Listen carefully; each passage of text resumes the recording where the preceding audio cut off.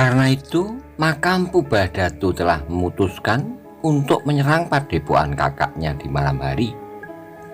Yang akan terjadi adalah upacara kurban yang terbesar yang pernah kita selenggarakan, berkata Empu Badatu pada orang-orangnya, terutama yang menyadap ilmu hitam seperti yang dilakukan oleh orang-orang dari gerombolan Serigala Putih dan Macan Kumbang. Korban yang akan membasahi senjata kalian dan ubun-ubun kalian bukannya sekedar dari satu orang saja, tapi dari berpuluh-puluh orang. Kalian dapat membasahi senjata kalian dengan darah dari 2-3 orang, dan membasahi ubun-ubun kalian dengan darah bermangkuk-mangkuk, bukan hanya setitik. Pernyataan itu ternyata telah berhasil membakar hati orang-orang Serigala Putih dan Macan Kumbang. Sementara orang-orang dari Mahibit hanya tersenyum saja mendengarkan, tetapi saat itu mereka mendapat tugas untuk bekerja sama dengan orang-orang dari padepokan Serigala Putih dan Macan Kumbang, sehingga mereka sama sekali tidak mengganggu jalan pikiran orang-orang berilmu hitam itu. Kita akan melihat apa yang akan mereka lakukan di peperangan, bisik salah seorang yang datang dari Mahibit. Upacara besar-besaran itu tentu akan sangat menarik perhatian. Kawannya hanya mengangguk-angguk saja, tapi kawannya yang lain berdesis, "Itu kalau kau sempat." "Mengapa tidak sempat? Kalau kau mati?" Kawannya tertawa, jawabnya, "Itu tidak perlu dicemaskan. Lawan kita terlalu lemah. Tapi jika yang lemah itu sempat membunuhku, itu adalah kecelakaan yang pantas disesali oleh kalian semuanya." Yang lain tidak menyaut lagi. Mereka seolah-olah tidak memperhatikan lagi apa yang akan terjadi.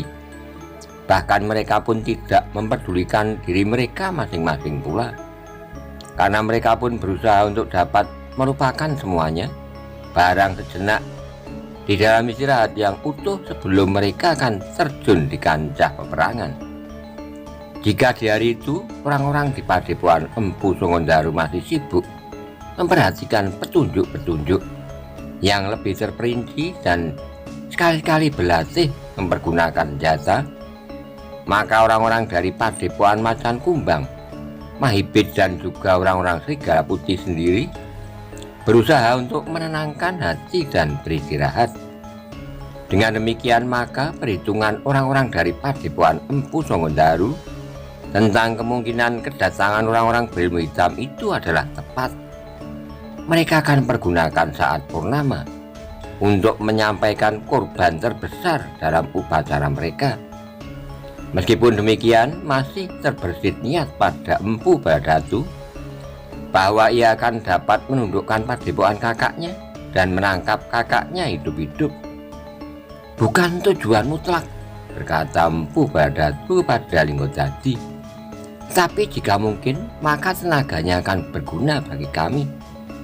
"Mungkin berguna, tetapi mungkin juga berbahaya," jawab Linggojati. "Kita akan menaklukkannya dan memaksanya untuk berjanji. Jika ia menolak, kita akan membunuhnya dengan menyerahkannya sebagai korban yang paling berharga.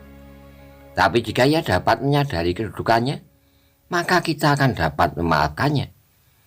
Linggojati tersenyum. Senyumnya mengandung 1000 arti yang tidak dapat dimengerti oleh Empu Badatu. Namun Kiai Dulang yang ada di antara mereka dapat melihat betapa ngerinya senyuman itu. Tanpa Linggopati, Linggojati adalah seorang yang sangat buas.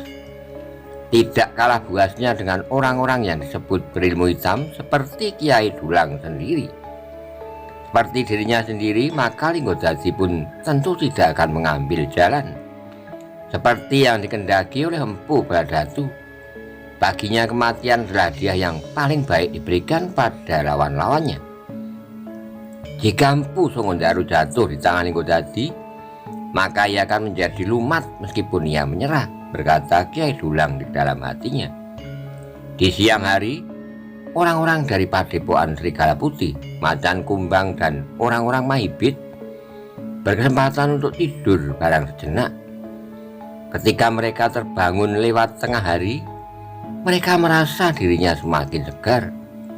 Satu-satu mereka pergi ke pakiwan, seolah mereka sedang bersiap-siap untuk datang ke perhelatan perkawinan. Berurutan mereka mandi dan kemudian membenahi diri karena yang akan mereka lakukan.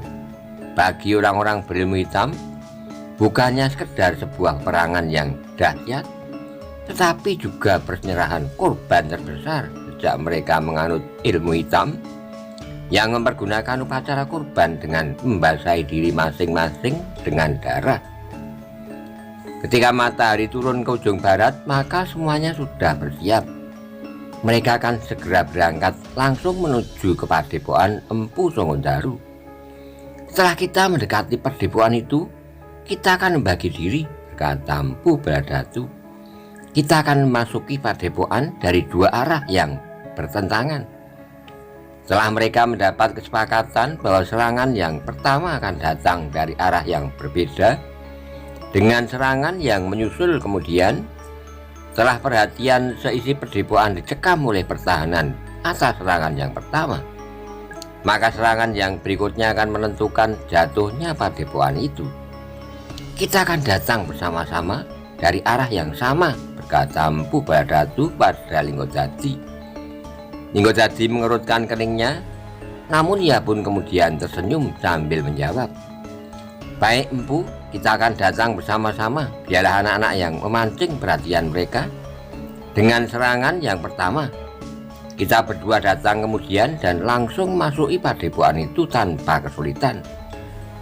Langit yang suram berangsur menjadi gelap, namun kemudian cahaya yang kekuning-kuningan telah memancar dari balik pepohonan di sebelah timur. Bulan yang bulat perlahan-lahan naik menerangi langit. Orang-orang berilmu hitam yang tengah berada dalam perjalanan itu merasakan sesuatu yang seakan-akan meresap sampai ke tulang sungsum. Cahaya bulan bulat merupakan napas tersendiri dalam kehidupan orang-orang berilmu hitam itu, sehingga rasa-rasanya mereka mempunyai kesegaran melampaui saat yang lain. Di bawah cahaya bulan bulat itu, maka perjalanan mereka bagaikan menjadi semakin cepat. Jarak antara padepokan Serigala Putih sampai padepokan Empu Songondaru cukup panjang, tapi mereka tidak dibatasi oleh waktu. Selagi bulan masih nampak di langit, mereka masih sempat melakukan upacara kurban yang terbesar yang akan mereka lakukan di padepokan Empu Songondaru itu. Menjelang tengah malam, pasukan itu telah mendekati padepokan Empu Songondaru. Untuk beberapa saat mereka berhenti. Mereka mulai mengatur jalan dan jarak yang akan mereka tempuh. Seandainya mereka mengetahui semua rencana kita, mereka tidak akan mampu berbuat apa-apa, berkata Empu Bharadatu. Menurut perhitunganku, orang-orang yang ada di padepokan itu tidak akan melampaui jumlah 100. 100 adalah jumlah yang cukup banyak, sahut Linggojati. Jika kita lengah, mungkin yang 100 itu akan mendapat kesempatan untuk menusuk punggung kita. Kita akan berhati-hati, desis Empu Bharadatu. Pembagian pasukan ini pun adalah salah satu wujud dari sikap hati-hati itu. Linggojati tertawa, katanya, "Kapan kita akan membagi diri?" Empu Bharadatu berpikir sejenak. Memang pasukan-pasukan itu harus segera membagi diri. Kita dapat membagi pasukan ini sekarang, berkata Empu Bharadatu kemudian. Bagian kecil akan menempuh jalan lurus, dan yang lain akan melingkar dan menyerang dari arah yang berlawanan. Linggojati tertawa pula, katanya, "Empu benar-benar seorang yang berhati-hati. Meskipun Empu tahu bahwa lawan kita tidak akan lebih dari 100, namun siasat itu masih juga dipergunakan. Kita menghindari korban sejauh-jauh dapat kita lakukan. Kita akan membunuh lawan sebanyak-banyaknya, dengan jika mungkin tanpa seorang pun dari kita yang menitikkan darah, meskipun hanya dari ujung jarinya." "Terserahlah," desis Linggojati kemudian. Empu Bharadatu pun kemudian membagi pasukannya. Ia mengambil dari setiap kelompok 25 orang sehingga seluruhnya berjumlah 75 orang. Di bawah pimpinan seorang kepercayaannya, maka yang 75 orang itu pun ditugaskannya mengambil jalan langsung, seolah-olah mereka adalah keseluruhan pasukan yang datang Padepokan Serigala Putih. Sementara yang lain akan melingkar dan menerkam dari belakang. Setelah memberikan pesan-pesan terakhir, maka kedua pasukan itu pun mulai berpisah. Ninggojati yang berada bersama pasukan yang langsung dipimpin oleh Empu Baladatu pun kemudian menempatkan diri di antara sisa pasukan yang lain. Mereka telah bersiap memotong arah agar mereka tidak terpaut terlalu banyak dari pasukan yang langsung menyerang padepokan itu. Perhitungan yang cermat telah dipertimbangkan bersama. Pasukan yang langsung menyerang itu harus menunggu untuk waktu yang telah dipertimbangkan masak-masak. Bayangkan jarak jalan yang akan kita tempuh itu akan 2 kali lipat dari jalan yang kalian lalui. Dengan demikian kalian akan dapat mempertimbangkan waktu sebaik-baiknya.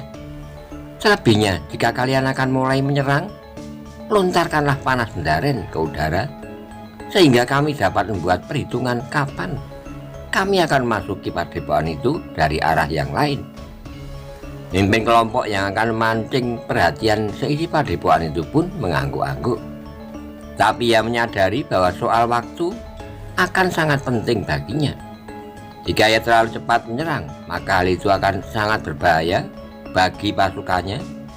Tetapi jika terlambat dan pasukan induk itu sudah diketahui oleh lawan, maka rencananya tentu tidak akan berhasil sama sekali, karena lawan akan membagi kekuatannya sebaik-baiknya. Setelah semua pertimbangan, perhitungan, dan pesan-pesan tidak ada yang terlampaui, maka Empu Baladatu pun mulai dengan rencananya dalam keseluruhan.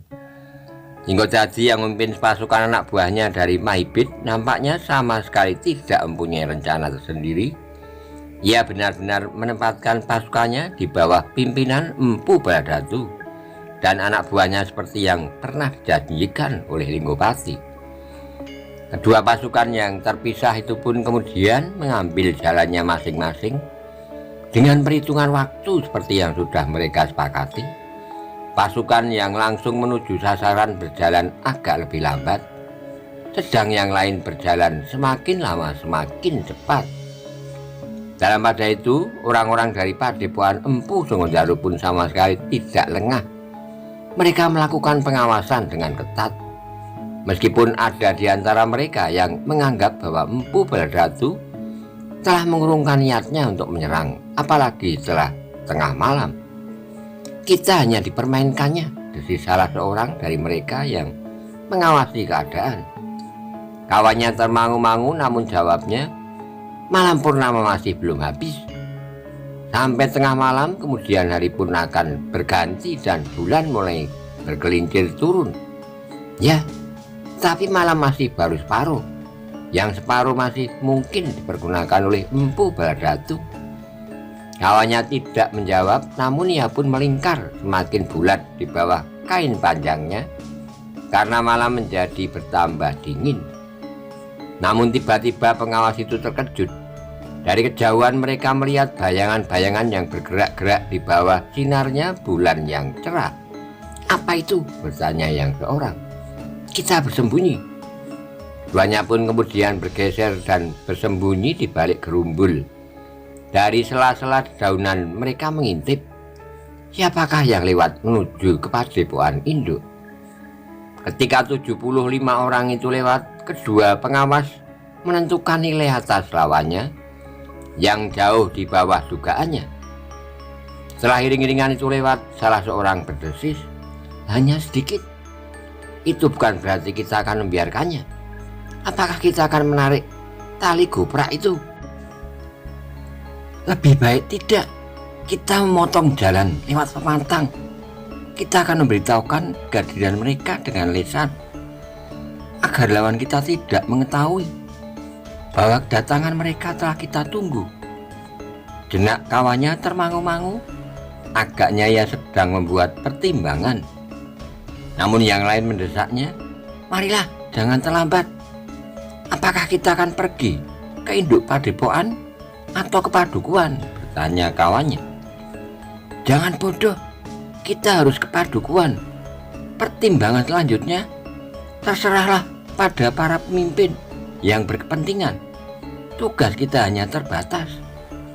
Keduanya pun kemudian dengan tergesa-gesa kembali ke padukuhan untuk melaporkan apa yang telah mereka lihat. Mereka minta lewat pematang yang jauh lebih dekat dari jalan yang ditempuh oleh orang-orang berilmu hitam dan orang-orang Mahipit. Ketika kedua pengawas itu melapor penglihatannya, maka para prajurit dan cantrik yang ada di padukuhan itu menjadi heran. Apakah benar yang kau lihat hanya sebuah iring-iringan pendek? Bertanya salah seorang prajurit. Ya, tidak sampai 100 orang.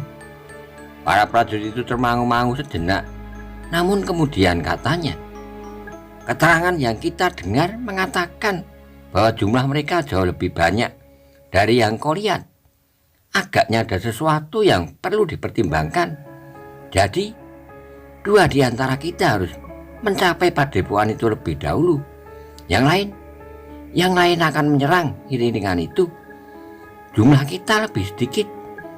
Dari induk padepokan akan dikirim orang secukupnya untuk menahan iring-iringan itu. Sejenak beberapa orang cantrik termangu-mangu, namun kemudian katanya, kalau itu yang terbaik, aku sependapat. Siapkan semua orang yang bersedia ikut bersama kita. Dengan demikian, maka dua di antara para prajurit dan cantrik itu pun dengan cepat meninggalkan padukuhan dan langsung menuju padepokan Empu Songondaru melalui jalan melintas seperti yang dilakukan oleh kedua orang pengawas. Mereka tidak langsung memberikan isyarat bunyi atau tanda yang lain untuk menjebak lawan agar mereka tidak menyangka bahwa kedatangan mereka sudah diketahui. Laporan itu mengejutkan Empu Songondaru dan para prajurit yang ada di padepokan. Bahkan Maiso Bungaran pun berdesis, terlalu sedikit, yang akan datang lebih dari 200 orang. Mungkin keterangan itu keliru. Tidak mungkin. Kurang dari jumlah itu, mereka tidak akan berani datang karena mereka mengetahui serba sedikit tentang padepokan ini. Kita harus bertindak cepat, berkata Empu Songondaru kemudian. Tapi katanya selanjutnya, agaknya memang ada sesuatu yang perlu kita curigai. Maesa Bungaran mengangguk, katanya, jatuhkan perintah. Apakah kita akan menyongsong yang sedikit atau menunggu perkembangan keadaan? Empu Songondaru termangu-mangu sejenak, namun kemudian, berapa orang yang ada di padukuhan itu?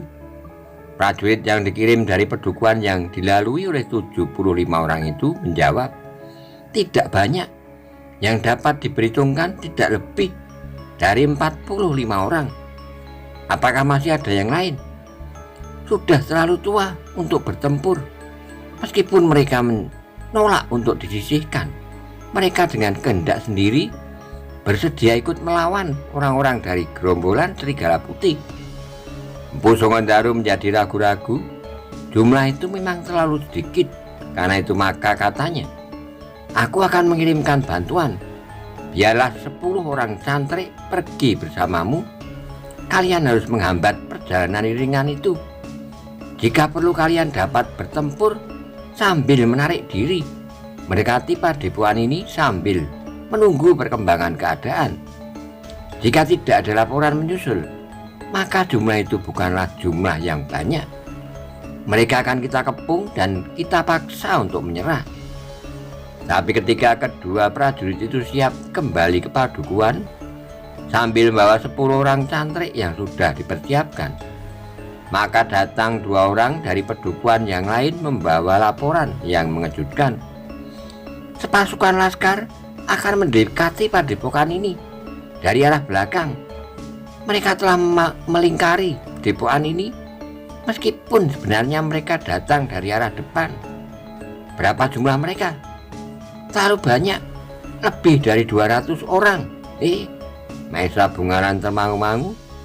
Jumlah itu memang terlalu banyak ditambah jumlah yang hampir 100 itu. Cepat, siapkan semua orang yang ada. Hubungi siapa padukuhan yang datang dari depan. aku serahkan sepenuhnya kepada pedukuhan yang dilaluinya. 10 orang cantrik yang aku serahkan, aku cabut kembali karena keadaan menjadi gawat. Prajurit yang datang lebih dahulu itu termangu-mangu, namun dalam pada itu, kedua anak muda yang berada di padepokan itu pun berkata hampir bersamaan, "Aku ikut." Empu Songondaru mandang Maesa Bungalan sejenak. Lalu katanya, "Terserah kepada Anggir Maesa Bungalan."